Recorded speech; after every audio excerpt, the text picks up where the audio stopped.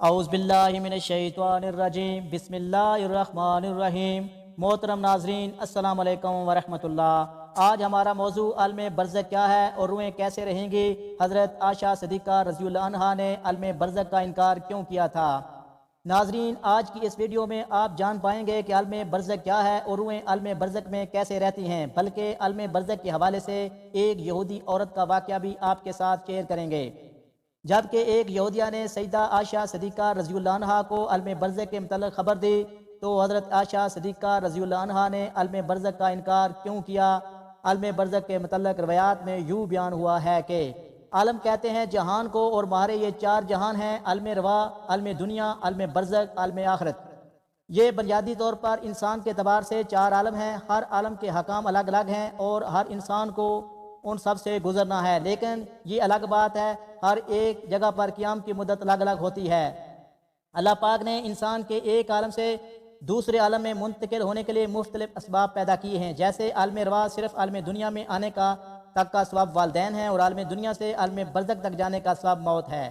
عالم برزخ سے عالم آخرت تک جانے کا ثواب سور ہے جو حضرت اسرافیل علیہ السلام پھونکیں گے، لیکن آج ہمارا موضوع صرف عالم برزخ ہے۔ ناظرین، برزخ کے معنی ہے انسان کی موت سے لے کر قیامت تک اٹھنے کا وقفہ برزخ کہلاتا ہے۔ یعنی اگر یہ کہا جائے کہ یہ وہ مقامات ہیں جن میں موت کے بعد حشر تک روحیں رہتی ہیں، یعنی برزخ میں تمام انسانوں اور جنوں کو موت کے بعد رہنا ہے، اور یہ عالم برزخ ہماری دنیا سے بڑا جہان ہے، یعنی برزخی زندگی دنیاوی زندگی سے بہت بڑی ہے، لیکن یہ وہ ایک دن ختم ہونی ہے۔ اللہ پاک سورۃ مومنون میں فرماتا ہے ان کے آگے ایک آڑ ہے اس دن تک جس میں یہ اٹھائے جائیں گے۔ ناظرین، عالم برزخ میں پہنچنے کے بعد انسان کا آخرت کی طرف سفر شروع ہو جاتا ہے۔ حضرت عثمان غنی رضی اللہ عنہ سے روایت ہے کہ حضور پاک صلی اللہ علیہ وآلہ وسلم نے اس کے بارے میں فرمایا ہے کہ بے شک آخرت کی سب سے پہلی منزل قبر ہے۔ اگر قبر والے نے اس سے نجات حاصل کر لی تو بعد کا معاملہ بھی آسان ہوگا، اگر اس سے نجات نہ پا سکا تو بعد کا معاملہ سخت ہوگا۔ سیدہ عائشہ صدیقہ رضی اللہ عنہا کو جب یہودیہ نے عذاب قبر کے متعلق خبر دی تو ان سے کہا اللہ مجھے قبر کے عذاب سے بچائے، تو حضرت عائشہ صدیقہ رضی اللہ عنہا نے مسلمانوں کے لیے قبر کا عذاب کا انکار کیا، لیکن جب نبی کریم صلی اللہ علیہ وآلہ وسلم نے حضرت عائشہ صدیقہ رضی اللہ عنہا کو بتایا کہ قبر کا عذاب اہل اسلام کے لیے بھی ممکن ہے اور گناہوں کی وجہ سے انہیں بھی عذاب ہوگا، تو سیدہ عائشہ صدیقہ رضی اللہ عنہا نے نبی اکرم صلی اللہ علیہ وآلہ وسلم کے فرمان کو تسلیم کر لیا۔ یہ واقعہ حدیث کی بہت سی کتب میں مفصل اور مختصر بیان ہوا ہے، جس کی تفصیل اس طرح ہے۔ ام المومنین سیدہ عائشہ صدیقہ رضی اللہ عنہا کو جب پہلی مرتبہ ایک یہودی عورت نے عذاب قبر کے متعلق بتایا، لیکن انہوں نے اس کی تصدیق نہ کی۔ نبی کریم صلی اللہ علیہ وآلہ وسلم نے بھی جھوٹا قرار دیا۔ بعد میں آپ صلی اللہ علیہ وآلہ وسلم پر وحی بھیجی گئی، آپ صلی اللہ علیہ وآلہ وسلم کو عذاب قبر میں بتایا گیا۔ وہ دن سورج کو گرن لگ گیا اور آپ صلی اللہ علیہ وآلہ وسلم کے بیٹے سیدنا ابراہیم علیہ السلام کا انتقال بھی ہو گیا، لہذا آپ صلی اللہ علیہ وآلہ وسلم اس دن سورج گرن کی نماز صلاۃ الکسوف پڑھائی اور پھر خطبہ دیا، اور خطبے کے بعد صحابہ کرام رضوان اللہ اجمعین کو عذاب قبر کی تفصیلات سے بھی آگاہ کیا۔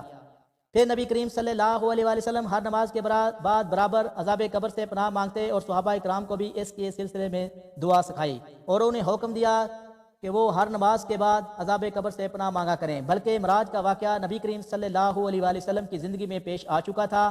نبی کریم صلی اللہ علیہ وآلہ وسلم عذاب جہنم اور عذاب قبر دونوں سے پناہ مانگا کرتے تھے۔ اسی طرح آپ صلی اللہ علیہ وآلہ وسلم نے واضح فرما دیا کہ عذاب جہنم عذاب قبر دونوں الگ الگ حقیقتیں ہیں، بلکہ حضور صلی اللہ علیہ وآلہ وسلم نے فرمایا جب انسان کا انتقال ہو جاتا ہے اور اس پر صبح شام اس کا ٹھکانہ پیش کیا جاتا ہے، اگر وہ اہل جنت میں ہے تو جنت والوں کا مقام، اگر اہل جہنم میں ہے تو جہنم والوں کا مقام اسے دکھایا جاتا ہے، پھر کہا جاتا ہے یہ تمہارا ٹھکانہ ہے جہاں تک اللہ تجھ کو قیامت کے دن اٹھائے گا۔ ناظرین، جب روح برزخ میں پہنچتی ہیں تو اس میں بھی دو مقام ہیں، ایک کا نام علیین ہے جس میں نیک روحوں کو رکھا جاتا ہے، دوسری جگہ کا نام سجین ہے جس میں بدکار کافر روحوں کو رکھا جاتا ہے۔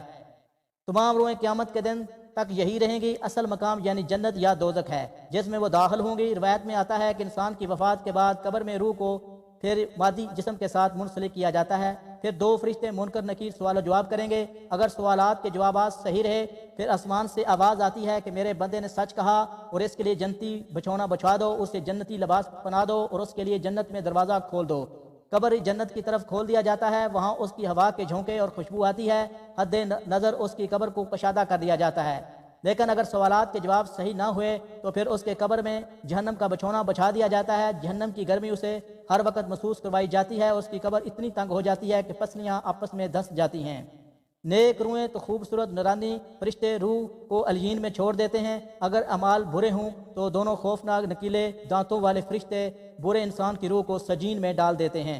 سجین کیونکہ برائی اور بدکاری روح کا ٹھکانہ ہے، اس لیے وہاں پہنچ کر بری روحوں پر عذاب آنا شروع ہو جاتا ہے۔ جبکہ علیین میں موجودہ روحوں پر کوئی پابندی عائد نہیں ہوتی، وہ باغ نما جگہ ہے، ایک دوسرے کے ساتھ موجود ہوتے ہیں۔ نیک روحیں علیین میں ایک دوسرے کے ساتھ رہتی ہیں، ایک دوسرے کو پہچانتی بھی ہیں، جبکہ سجین بدکار قید و بند میں مبتلا اور عذاب کا مزہ چکھتی ہیں۔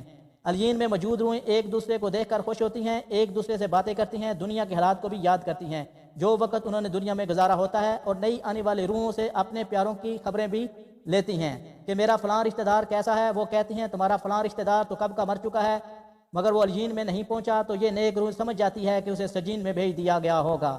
نیک روح اپنے رشتہ داروں کا انتظار میں ایسے کرتی ہیں جیسے کوئی گھر والا دور گھر سے ملنے کا انتظار کرتا ہے۔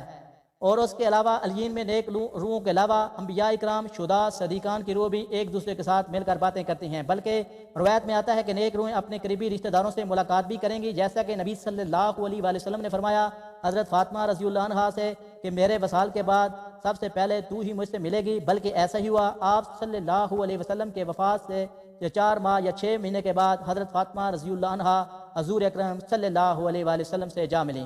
ناظرین، روح عالم میں برزخ میں معاشر قائم ہونے تک رہیں گی، یعنی قیامت کے دن تک روحوں کا مقام عالم برزخ ہے، اور قیامت ہی وہ دن ہے جب روحوں کو جسموں میں منتقل کر کے اٹھایا جائے گا، پھر حساب و کتاب کے بعد جنت یا جہنم میں ڈال دیا جائے گا، اور پھر وہی مستقل ٹھکانہ ہوگا۔ اللہ تعالی ہم سب کو قبر کے عذاب سے بچائے اور جنت الفردوس میں اعلیٰ سے اعلیٰ مقام عطا فرمائے، آمین۔